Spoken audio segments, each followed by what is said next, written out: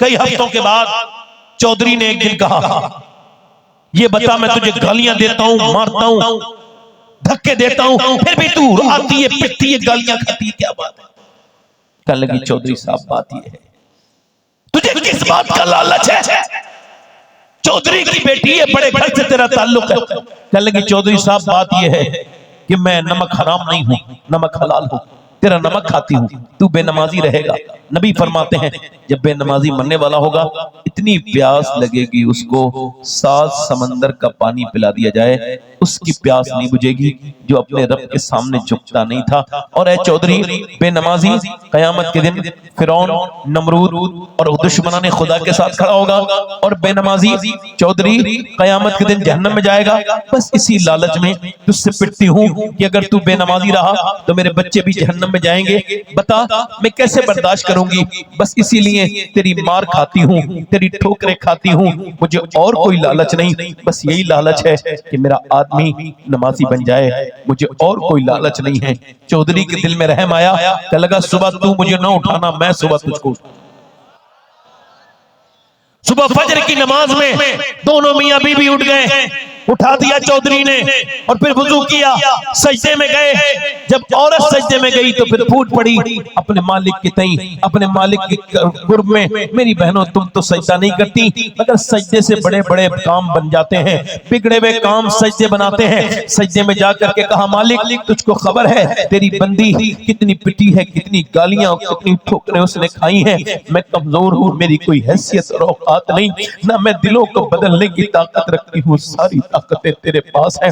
मौला पिटी हूँ, तू बेहतरीन कदरदान है, तुझे पता है तेरी बंदी कितनी पिटी है तब ये यहाँ तक आया है, कितने धक्के मालिक यहाँ तक लाना मेरा काम था, इसको कबूल कर लेना मैं तेरा काम है। मालिक मेरे आदमी के दिल को बदल दे। ऐसी रोई, अल्लाह के फजल से, अल्लाह के फजल से चौधरी का दिल बदला। फिर उसने तहज्जुद तक की नमाज नहीं छोड़ी, अपने घर में एक बड़ी सी मस्जिद बनवाई, 100 नौकर नमाजी, उसकी बीवियां नमाजी, बच्चे नमाजी। उसने हर बस्ती में अपने इलाके की एक मस्जिद अपने पैसे से बनवाई, एक बस्ती में एक मस्जिद, इलाके में नमाजियों की लहर दौड़ गई। एक बाबरकत औरत ने पूरे इलाके में नमाजियों की लहर दौड़ा दी, एक औरत ने पूरे इलाके को नमाजी बना दिया। एक औरत ने, सुनो, जब इन दोनों के दरमियान बच्चा पैदा हुआ तो कोई आम बच्चा नहीं था, बल्कि अल्लाह का वली बन के पैदा हुआ।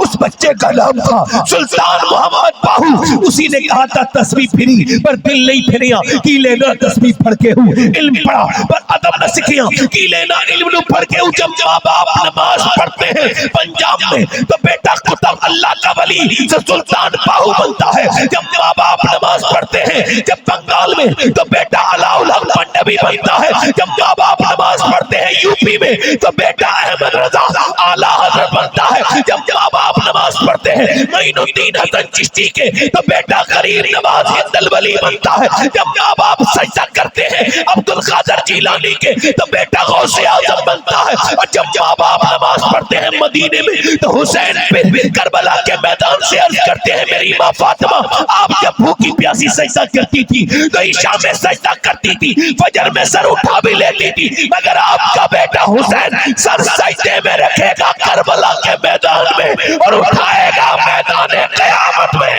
नारे तकबीर, नारे रिसालत, नारे रिसालत, जश्ने दस्तारे हिब्ज़, जश्ने दस्तारे हिब्ज़, नारे तकबीर, नारे रिसालत। एक औरत अगर चाहे तो क्या क्या ना कर सकती, मुसल्ला बिछाए तो उसको फुर्सत है गीबत करने के लिए, उसको फुर्सत है मोबाइल देखने के लिए, उसको फुर्सत है अपनी सहेलियों के पास बैठ के फालतू गप्पे लगाने के लिए, उस पर फुर्सत नहीं है कुरान पढ़ने के लिए। मेरे भाइयों, मेरे दोस्तों, याद रखना इकबाल ने कहा कितनी खूबसूरत घर बना लो लोगों, बन नहीं रहे खूबसूरत घर। पहले कच्चे मकान थे, है ना, ईमान बगैर पक्के थे, कच्चे मकानों की मिट्टी से खुशबू आती थी। आज पक्के मकान है, इकबाल कहता है कितनी खूबसूरत घर बना लो, ये टाइल्स यहां लगाओ, वो टाइल्स यहाँ लगा लो, ये खूबसूरत टाइल्स ये लगाओ, ये बाथरूम की है, ये किचन की है, ये पत्थर यहाँ लगेगा। इकबाल कहता है कितने खूबसूरत घर बना लो, मगर वो घर बर्बाद होने से नहीं बच सकता जिसमें हुजूर की बेटी सैयदा फातिमा का जिक्र नहीं होता। क्यों? क्योंकि घर बनता है औरत से। बोलो, औरत से बनता है, और औरत बनी है हया से, और हया है सैयदा फातिमा तो ज़हरा से। ये बताओ, अगर हया होती, माँ ने हया सिखाई होती, तो इसमें जो आपके मेलों में जो लड़कियां 10 साल की, 15 साल की, 18 साल की, 20 साल की, जिनके सरों पे दुपट्टे नहीं है, ये घूम रही होती हैं। बोलो, बचपन में अगर माँ सिखा दे तो खुदा की कसम। एक आदमी से मैंने कहा, अपनी बेटी, तुम्हारी बेटी, आज से 14 साल पहले की बात बता रहा हूं, तुम्हारी बेटी जीन्स पहन रही है शादी में। मैंने कहा 10 साल की हो गई, उसे समझाओ। कहने लगे आप अपना काम कीजिए, मेरे चक्कर में मत पड़िए आप। मेरे घर में बोलने वाले आप कौन होते हैं? बुरा मान गया। मैं कुछ नहीं बोला। मैं कहा एक दिन खेमियाजा भुगतेगा तू।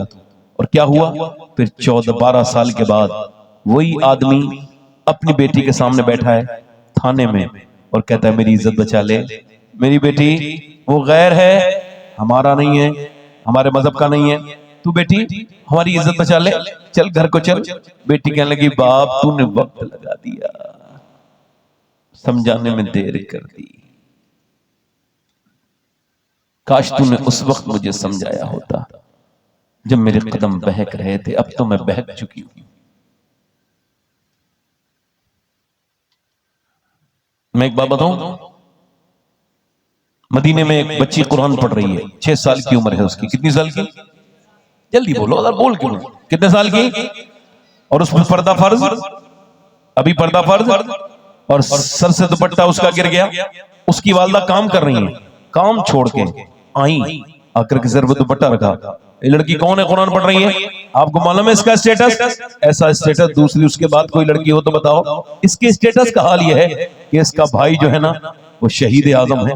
जरा जोर से बोलो सुभान अल्लाह। इमाम हुसैन है, इसका बाबा मौला अली है, इसकी मां सैयदा फातिमा है, नाना मुस्तफा है, ये नवासी रसूल है। कुरान पढ़ रही है, सर से दुपट्टा गिरा। सैयदा फातिमा ने आकर के सर पे दुपट्टा रख दिया। अम्मी जान सर पे दुपट्टा क्यों रखा?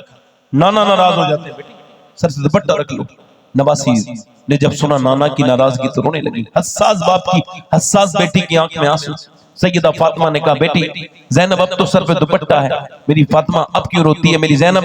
तो कह लेंगे अम्मी जान नाना से कह देना इस बार मुझे माफ कर दें, अगली बार मैं अपने नाना से वादा करती हूँ और आपसे भी आज के बाद गर्दन कट सकती है मगर मैं अपने सर से दुपट्टा नहीं हटाऊंगी।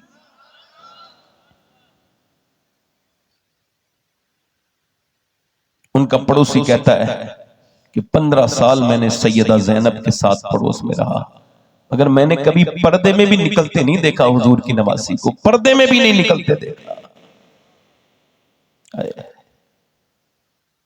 ओहो, इंतकाल का वक्त है, उनके शौहर कहते हैं, मैंने कहा ज़ैनब, वो कहता है हकीम चेहरा देख के दवा देगा, और इस हाल में मजबूरी में चेहरा दिखाना जायज है, दिखा दो चेहरा। तो नवासी मुस्तफा ने जवाब दिया जायज तो है मगर मैं कैसे दिखाऊं, मैंने फातिमा का दूध पिया है।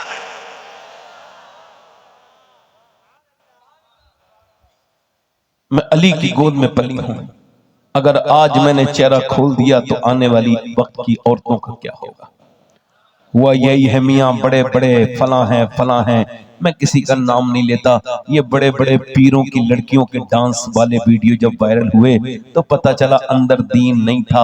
जो लोगों के सामने बड़े नेक बनते हैं उनकी शादियों में जब डांस और डीजे लगे और जब उनके यहाँ वीडियोग्राफी ऐसे ही हुई जैसे फिल्मों में होती है, मेरे भाइयों मेरे दोस्तों, तो ये पता चल गया हम खुक्कल हो चुके हैं, अंदर से कुछ बचा नहीं है, सिर्फ ऊपर की बनावट रह गई है। यही हाल है मियाँ की 10 लाख लड़कियां मुसलमानों की इस्लाम छोड़ करके गैर मुस्लिमों के घरों में वीडियो बना बना के कह रही है किसी की गैरत तो जाग जाए। इंस्टाग्राम चला रही है, स्टोरियां लगा रही हैं और कह रही हैं अपनी मर्जी से गैर मुस्लिमों के साथ जा रही हैं,